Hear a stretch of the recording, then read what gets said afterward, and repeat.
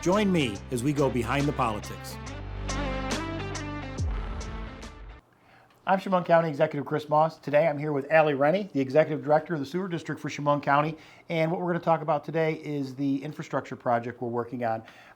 First of all, it is without a doubt the largest infrastructure project that we've taken on in Chemung County since the airport, much larger than that. Last I knew, between 250 and 260 million. Correct. And unfortunately, the costs keep escalating because of inflation and other reasons. But can you tell us a little bit about how our sewer district is set up right now? We have two plants. We're planning on a consolidation plan to get us into one plant. So we have a plant on Lake Street, Lake Road, town of Elmira, and then in Milton Street, in the town of Southport. Correct. Yep. So we operate two treatment plants, the Lake Street facility and the Milton Street facility. Lake Street is 57 years old. Milton Street is 34 years old. So we have existing aged infrastructure. It's 19% more cost effective if we consolidate than if we were to upgrade both facilities separately. So we're headed down the path of consolidation, looking at regionalizing the facility at the Milton Street location and essentially doubling the operations there and decommissioning the Lake Street facility. Wow. So, I mean, one of the things I'd like the public to know that we've been trying to get this information out on a regular basis is it's not something that we want to do. This is an infrastructure project that has to be done. Yep. DEC has been on our backs about, getting this project done. There's a timeline involved. What do you see timeline going from we've started the project now, end date possibly around? Substantial completion February 15th, 2026. So it's a long-term project. Yep. Long-term project. 4 years of construction. It will be paid for. Some of the grants, we've been applying for grants throughout federal, both federal and state level? Yep, so we've so far secured $35 million in grants, and we continue to go after other applicable grants. We've also looked at SRF financing through EFC, which would come with the first $20 million is 0% interest because we qualify for hardship financing. So we did get the opportunity to take a look around the current facility, and maybe you can tell us our current capabilities, what we have now, compared to what they're going to be like when the plant gets finished. All right, we're here at the Milton Street Wastewater Treatment Plant in the town of Southport. I'm here with Allie, and she's going to explain to us what sits behind us and with our new project, what's going to be built over here. Allie, over here is called the... So this is the Milton Street Influent Pump Station. It's where all of the water from the city of Elmira and town of Southport comes in, gets treated, gets lifted up, and then it goes through our bar screens as well as grit removal, and then goes on through the rest of the plant. Okay, so we have a plant on Lake Street, but our plan is with this new consolidation, we're going to build another one over here for the waste on the other side of the county? Correct. So we're going to bring the Lake Street flows down here to Milton Street, and this tank in the future is going to be our Lake Street Influent Pump Station, which will look very similar to what's behind us. Behind us right here, we have two primary clarifiers, and we're going to be installing two more right here. Yep. Can we tell the folks what they do? Sure. So these two in-ground clarifiers behind us, they are essentially clarifying the water. They're settling out the solids, and then the scum and the grease get skimmed off the top, and then the clarified water goes on through treatment, and the solids that accumulate in the bottom go on through solids processing in our handling system.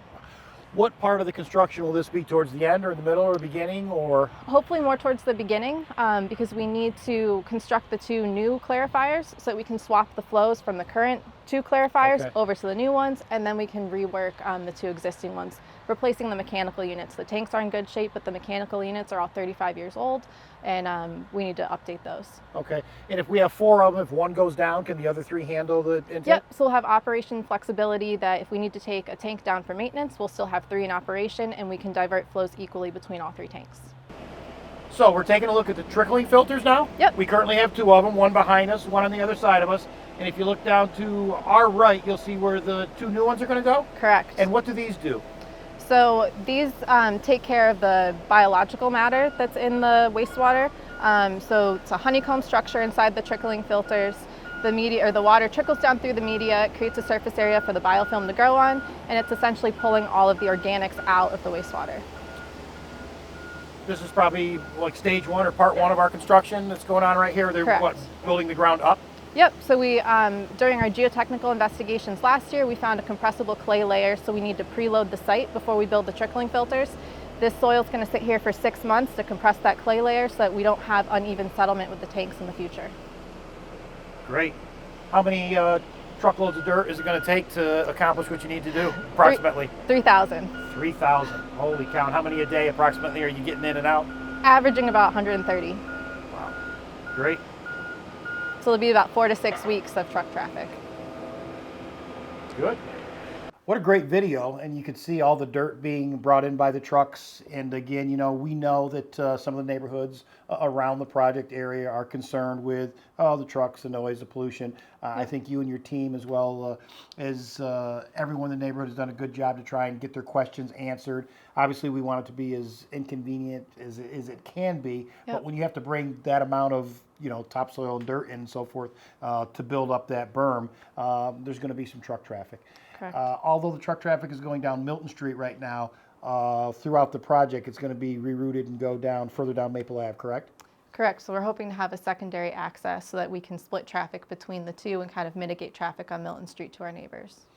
So and I don't know if folks all can see some of the pictures here, but we're really duplicating a lot of what we have here when it comes to some of the apparatus. And can you tell us maybe a little bit about how the new facility will handle the sewage compared to how the old facility was doing it? Sure. So we're effectively going to double the size of the existing Milton Street plant.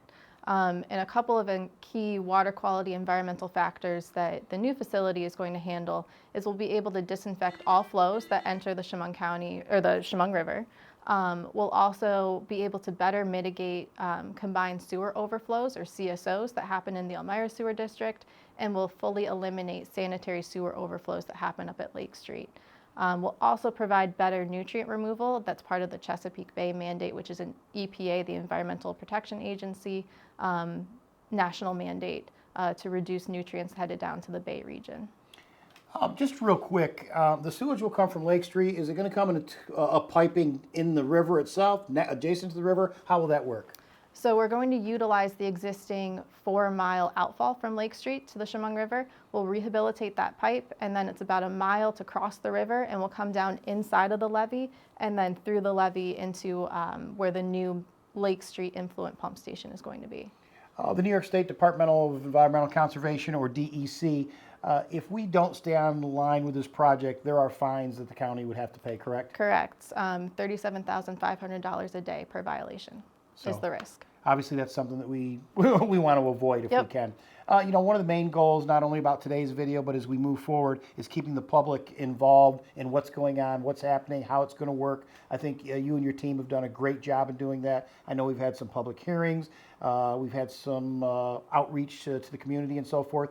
And with a project of this cost, over $250 million, we definitely want to keep the legislature, the public, all up to date on where we're going. Are we on time right now with the project, or pretty close to where we need to be? We are on time, and in the interest of trying to communicate well with the public, we're working on putting together a website so that folks can go and check out what's going on, and that's chemungcountyny.gov/sewer. Beautiful. So we'll have that up soon, and the residents can take a look at that. Yes. Well, we want to thank you for tuning in today. Hope you learned a little bit about the sewer district. In the coming months and years, we'll keep you up to date on it. If you have any questions at all, please feel free to contact the county executive's office or Rennie's office, the executive director of the sewer district, and we'll get those questions answered for you. I'm Chris Moss, and this is Behind the Politics.